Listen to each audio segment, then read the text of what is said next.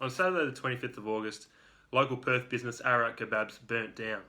Now, this is not only just a local kebab shop to the Crawley area, this is also the local kebab shop for the University of Western Australia and all its students. The initial reaction was huge from not only the UWA community, but also all the meme pages, Confessions at UWA. The response that I'm most interested in came 4 days later on the 29th of August. It was a post made to Confessions at UWA. It was post number 9545, and it is a whopping 104,000. How many words is it? It's a whopping 1,500 words, almost 1,500 words. Anyway, this post on Confessions detailed not only the loss of Ararat Kebabs, but also the sad state of affairs that is a campus kebabs and meat box, according to the author anyway. Now, this opened at the start of semester 2 in 2019, just a few weeks before the fire at Ararat Kebabs. They go on to describe campus kebabs as a repellent trash heap, a disgusting cesspool, and more. This post, in my opinion, is actually quite funny. There's a lot of good jokes in here. Taking a massive dump at the Reed Library toilets. Yeah, I there, I'll step up. If you think that it was a coincidence, then you obviously haven't watched enough episodes of Law and Order. This post actually turned out to be quite popular.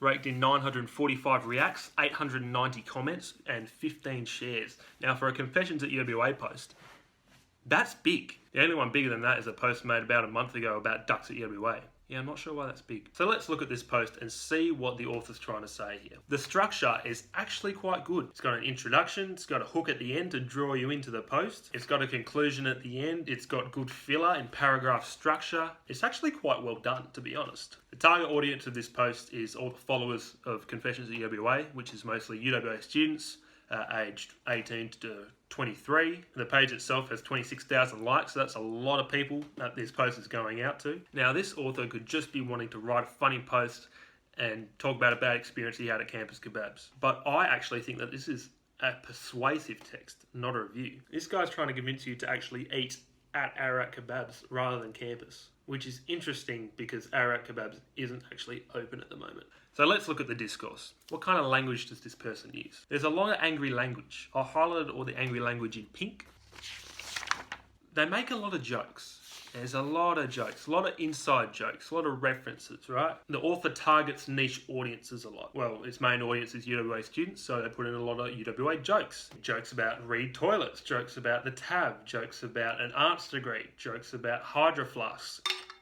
All things that kind of piss people off and strike the right nerves. But for someone that's not in on these jokes, it would easily go over their heads, no problem at all. Only 21.4% of WA is Catholic, and I'd wager that there's even less as actual students at UWA. And so when they make a joke about George Pell, what I got was the furthest thing from the Holy Trinity I've ever seen. Even George Pell couldn't put out something so sacrilegious.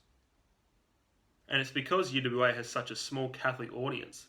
That's why this joke hits home to the wider Confessions of UWA audience. It's funny because it's not about them. Small jokes work very well for those people who get it, but they go by unnoticed by people who have no idea. In fact, there's a study about how jokes catered to a smaller audience are funnier than those which apply to a wider audience. So the question is here, do people actually find it funny? And did this post work? Yes, people did find it funny. I had a chat to the admin at Confessions and they gave me a few stats which were interesting.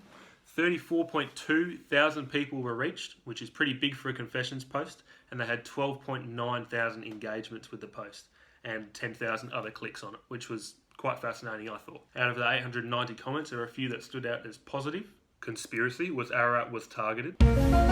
This is a literary masterpiece. Never seen a more passionate bloke at uni. Ararat has fallen, and it looks to be an inside job.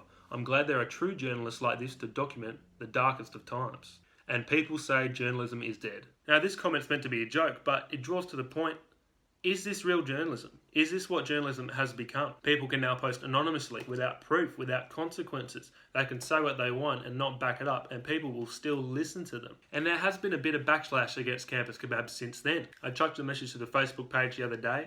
They hadn't seen the post yet, but they said, we were wondering why our sales were going down. This explains why. Now, correlation does not mean causation, but this is more than a coincidence, I feel. People are actually listening to this post. People are taking it on board and boycotting Campus Kebabs because of what one guy wrote on a Confessions page. Does this now mean that people can make posts on Facebook and Reddit and it'll be taken as law? The truth is that this post worked. People are actually listening to anonymous feedback on the internet, and they're boycotting campus kebabs because of what one person said. So that's all we've got time for today. Check back next week for Dr. Tao Harper's analysis of Kendrick Lamar's Humble. It's going to be a good one.